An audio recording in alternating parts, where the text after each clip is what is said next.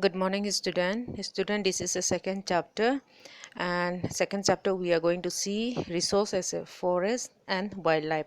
Chapter 1 we saw land as a resource, soil as a resource. Now here the two more resource we are going to see, that is forest and wildlife. Let's start with the forest.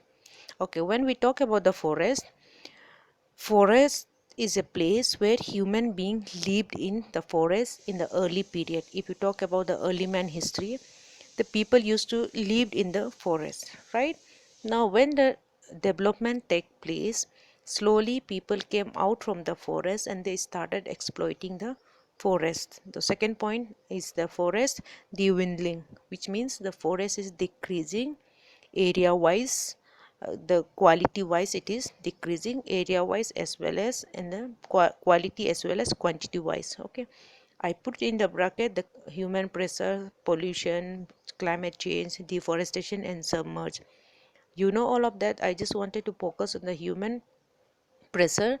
In a human pressure, for example, like during the colonial period, okay, means British period, what they did is they introduced a monoculture. Monoculture means when you grow a single species of plant or tree, that is called monoculture. So what did the British do? They did cut down all the trees and cut down all the plants. They asked local people to grow only sal. Sal is a type of tree. Okay, sal has a many economic benefit. Means when you talk about the economic benefits, because making furniture, the good quality furniture, making railway track, so sal is a kind of wood which is required. Okay, so now you think about you cutting down all the forest and only growing a only particular species, right? So it is destroying the whole forest, destroying the whole species, right? Now pollution, climate change, deforestation, and submerge, you are familiar with that. Okay, now second in this topic we are going to see forest as a ecosystem, biodiversity, and types of forest. Let's see, the next one is forest as an ecosystem. Student, when we talk about ecosystem, it is a system where both living and non-living, they live together and they depend on each other. Okay, for example, for plant and animal, they require water, land, and air, which is not a living being, right? So this is a area, the system where both living and non-living, they depend on each other, they exchange with each other. Okay, now this is known as a ecosystem. The forest is a place where organisms function together with their non-living environment, interchange and interdependence of material, and this ecosystem is also known as an open system. Next one is biodiversity. When you talk about biodiversity, it is a two words, combination of two words. Bio means life, diversity means variety. Okay, now forest is a home of variety of living organism.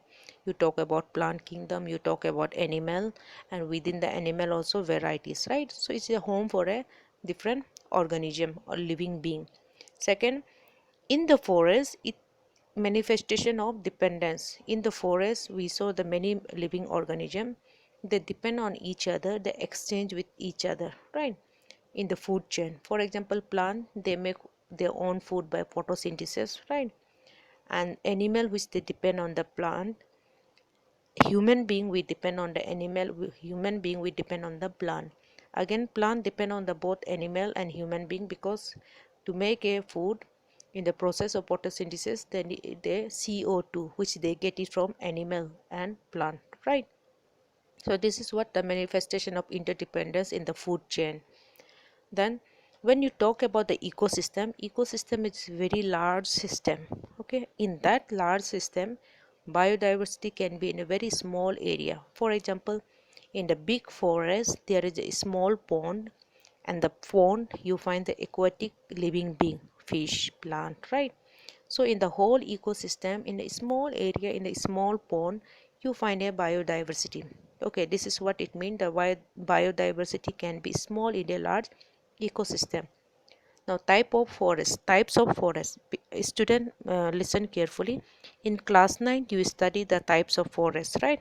The what a tropical rainforest, evergreen forest, deciduous forest, right? The class 10, this type of forest is on the base of administration. okay, not on the base of physical forest, but in the base on administration. And based in this types of forest, it divided into three parts. Reserve forest is basically the permanent forest, which is total 55%. Here the reserve forests are permanent forest area. Timber and other product are exploited by the people.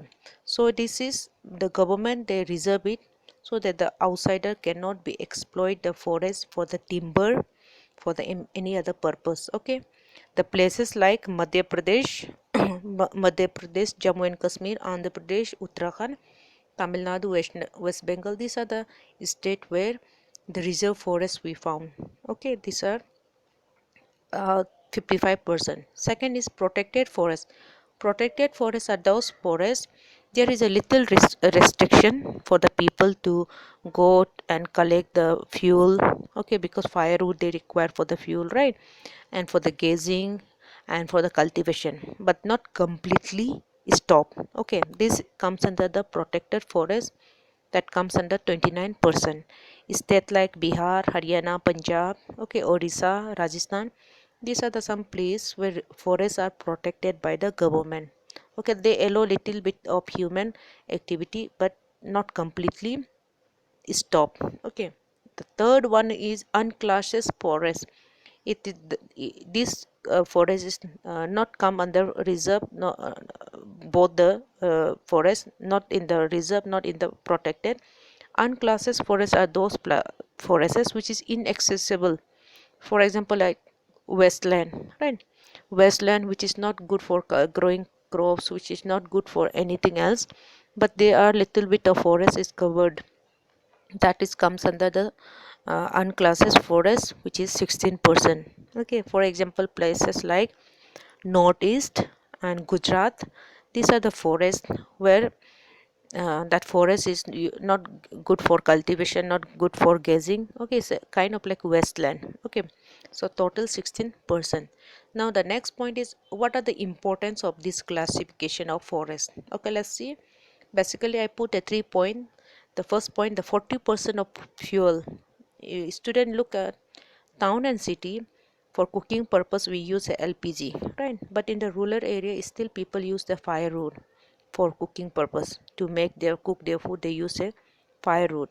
So this firewood they get it from the forest. So 40% of fuel for the local people in the rural area, that is from the forest. Second, pressure of grazing. If this type of forest is not classified and government is not interfere and control, there will be overgazing. Now we already seen in the chapter 1 what will happen if there is a overgazing, right? Second point. The third point is, because it maintain the moisture in the forest. See, moisture means nami, right? If forest area is not there, the land will going to get dry, right? And once the land is dry, it is no use for anything else, right?